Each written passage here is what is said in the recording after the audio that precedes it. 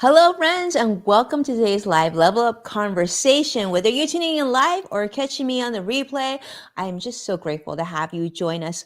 Let's get started. Welcome to Level Up with Winnie Sun.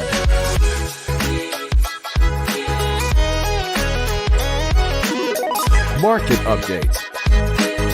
Speed round. Award-winning financial pro. And now, get ready. I present to you Level Up with Winnie Sun. Happy Wednesday, friends. It is so great to have you join us here on our live discussion. For those of you who are brand new to the show, welcome. I am Winnie, your host, an award-winning financial pro, Forbes contributor, and a proud member of the CNBC Council. As well, we are streaming here live on over half a different dozen social media platforms. So don't be shy, jump on in, let us know your name, where you're joining us from, how your week's going, what you're looking forward to this weekend, all that good stuff. A big welcome, of course, to Joshua, CrossX Fighter, joining us on YouTube Live. It would not be a show without you here. So thank you so much. I'm really grateful for you being here. I see a lot of friends on all our different platforms. So thank you so much for joining us today. Now let's start what we normally do is we talk about how the market closed. Now, the market close today was definitely one of those choppy days. You know, it's so interesting this summer. I mean, it's only the first week of June, and we've already experienced so much volatility. The Dow closed up 91 points, which is good, but the Nasdaq closed down 171 points, and the S&P 500 also closed down 16 points. You know, traders are really trying to get a feel of the financial markets currently in the U.S. economy and some of the data coming from geopolitical risks. But traders are sort of raising bets on stocks falling as the S&P 500 is nearing, believe it or not, near a new bull market. We'll take it. I mean, but it doesn't look like there's a lot of optimism out there. There's still a lot of concern. So this sort of we're kind of having a slow turn towards that S&P 500 level. Strategists are sort of mixed on what's going to come next. Continues to have more concerns about whether or not we're going to go into a recession, and of course we're seeing news coming out of artificial intelligence, which is driving some trends in some of the technology companies that you've seen. But really, Wall Street is quite divided on sort of the future of AI driven, not only just the driven trend, but also whether we're going to be into a bull market, we're going to go into a recession. There's just a lot of gray, and it continues to be very choppy. And I think you're going to continue to see more volatility in the coming weeks. But that's sort of been the consensus.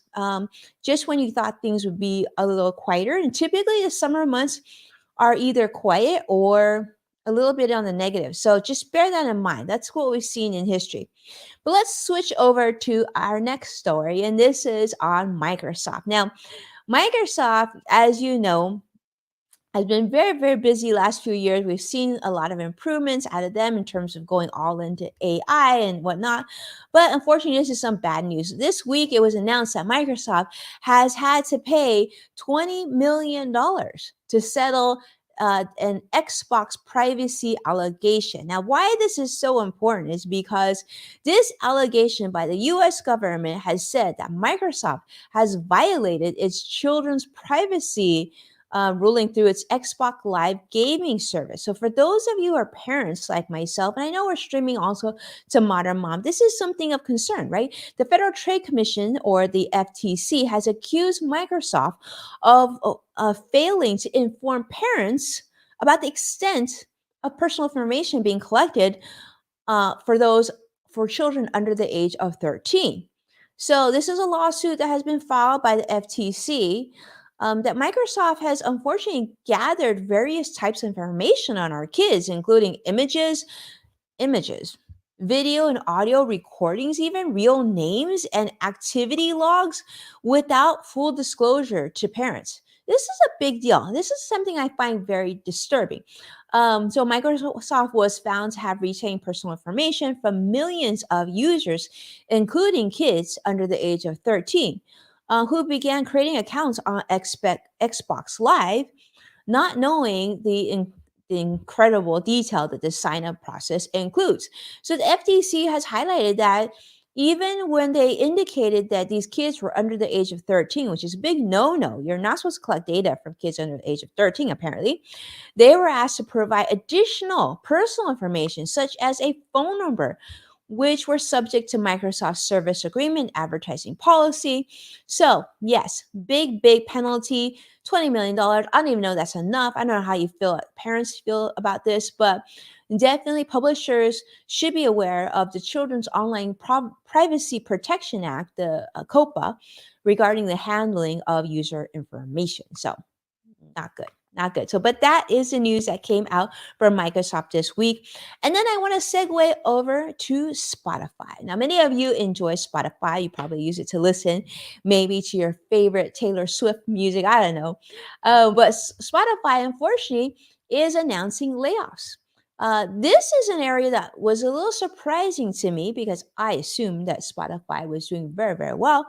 And in particular, some of the layoffs are going to occur in the podcast division, which I thought was surprising given all that we know about podcasting and really this trend and being very popular area. Well, Spotify, the audio streaming platform, as you know, has announced to lay off about approximately 200 employees, including staff from their podcast studios, Gimlet Media and Parcast. And they're implementing sort of a 2% reduction to its workforce as part of what they call a strategic realignment of the podcast division, which I thought was interesting just because of, we've heard about how podcast has grown so much. And this is an area that, a lot of consumers are actively listening to podcasts. Well, it says that even with the podcast industry experiencing significant growth, with media companies, they've invested heavily in this area. But unfortunately, cuts have to take place. They're saying that's going to be part of the restructuring absorbed into Spotify Studios' intention to continue producing new shows and podcasts. They're still committed to do that. But yeah, so if you're one of the 200, I'm really sorry of this news. Hopefully, you get hired sooner than later and in your extreme job, right? So that'll be good. Now, the other area that I wanted to talk about is Bluesky. Now, if you've never heard of Bluesky, you're probably not alone. I did get introduced to it. I have set up an account there. But Bluesky was championed by Jack Dorsey. This is supposed to be Twitter 2.0. But the question is whether or not you would join Bluesky, whether or not you feel like this will be Twitter 2.0. And if you haven't heard of it, that could be the challenge. So Bluesky is sort of a members only place on the internet. It's become very popular as sort of an alternative to Twitter for those who haven't enjoyed Twitter and the recent developments in the last 7 months. And it's attracting sort of very online individuals, popular Twitter users and characters, and ex-users who weren't happy with the Elon Musk experience. So I see Janelle, who's joining us on LinkedIn Live, that you have Bluesky. Let's make sure to connect on Bluesky. That would be great. But yeah, for those of you who have used it, I'm curious to see how you feel about it. I felt like it was actually very similar to Twitter. And I do feel like, at least in the short time that I had been on it, I need to go ahead and reopen it up probably today, is that people are really nice. It seems like much friendlier crowd. Seems like, at least at this stage, a little less trolls, certainly, on Bluesky. So Bluesky was originated from Twitter as a sort of a pet project by former Twitter CEO Jack Dorsey, and who had designed it to replace Twitter. And it does really feel very similar to Twitter in terms of user face. So if you've used Twitter in the past, I think going to Bluesky isn't going to be that much of a difference to you. But yeah, it's by invitation only right now. I think it's not open to the public just yet. And maybe I'm wrong. If I'm wrong, then let me know. I'm always happy to hear that. But yeah, so ever since Elon bought over Twitter, a lot of people have sort of moved over. Now, prominent users, Twitter users such as Chrissy Teigen and AOC and others are now very active on Bluesky. We're seeing a lot of journalists and academics and politicians who help shape sort of Twitter's cultural significance are also joining this new app. So if you're on there, search me out. I'm at Winnie Sun. Would love to connect with you there. It's still very much small scale. I guess they have less than 100,000 users. So they're kind of trying to keep it very exclusive. So hopefully, if you get in there, we can still connect on there. I'm hoping it'll grow because I do think that that positivity on social media is something we need quite a bit. I know CrossFit Spider said there's a blue sky outside and weather's very clear. Yes, you're right. Today is kind of blue skies. And for those of you if you're joining me on the East Coast, I know the Northeast is definitely dealing with some really awful uh, like air quality, right? Because of the wildfires coming in from Canada. In fact, I just heard that LaGuardia Airport actually had to close. I don't know if it's temporarily because of the poor um, sky conditions and visibility conditions because of the fires coming out from Canada, as you can see right here. So those of you, I actually have gotten texts and phone calls of friends there. Yeah, they're saying like, I guess N95 masks were trending, and I was wondering why. And it's because of the poor breathing conditions that a lot of people on the Northeast are like scrambling to find these masks once again that were sort of, hard to find the beginning stages of COVID. So hopefully, if you are in New York, our thoughts are with you, and we hopefully you stay indoors until you have better indoor quality. And those are in Canada, hope you're okay as well. All right.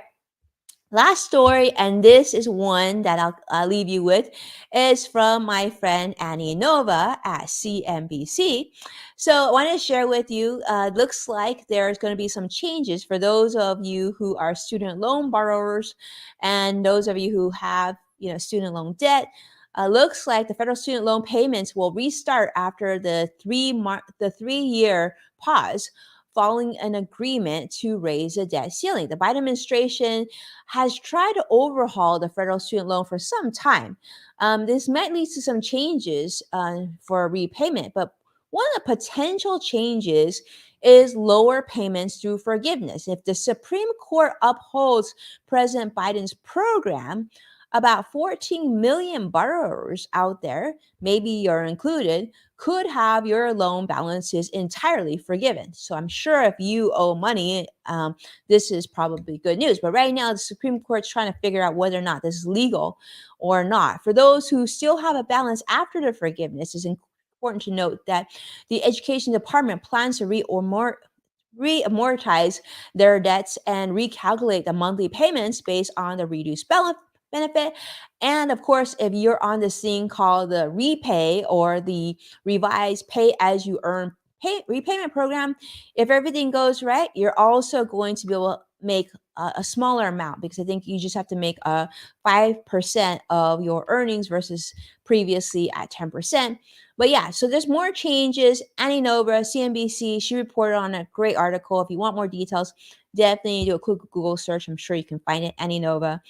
CMC, thanks so much for sharing that information. For those of you who have student loans, who are about to go to college and going to be needing to take on student loans, definitely a lot of great information out there. Make sure you stay close. And I have a lot of that coming very soon on my different social media platforms. So make sure to follow me if you don't already. I'm also on Instagram at winniesun.com. So it'd be great to connect with you there as well. And with that, that's our show today. I'm sure there's going to be more to share tomorrow and the rest of this week. We're going to be doing In the Loop, by the way, on Friday as well. So definitely stay close for that. Thank you so much, my friends, for our esteemed audience, for tuning in, being here for me, supporting Level Up. It is such a treat to spend this time with you. Of course, if you've enjoyed this video, make sure to give us a like and subscribe. We'd really appreciate that. And don't forget, you can find full episodes of Level Up with Winnie Sun on NASDAQ, Amazon Fire, Samsung, Roku, and many other social media platforms and live stream platforms, digital media platforms. I don't know. Sometimes I can't keep on top of everything, but basically, you can find me where you need to find me, right? And of course, you can check out Yes Factor with Winnie Sun on Apple Podcasts and the LinkedIn Podcast Network. And let me tell you, we have a new episode coming up very, very soon. I can't wait to share it with you. So if you haven't heard some of the old episodes, Definitely get on there, subscribe to that if you can. That way you'll catch the next new one that we'll be sharing in the coming weeks. Thank you again for all your support. I truly appreciate it. If you do share the show, make sure to tag at Winnie Sun so I can thank you like I need to thank Joshua and Vicky and everybody who's been so incredibly supportive. All right. Thank you so much. And I look forward to seeing you later this week. Take care now.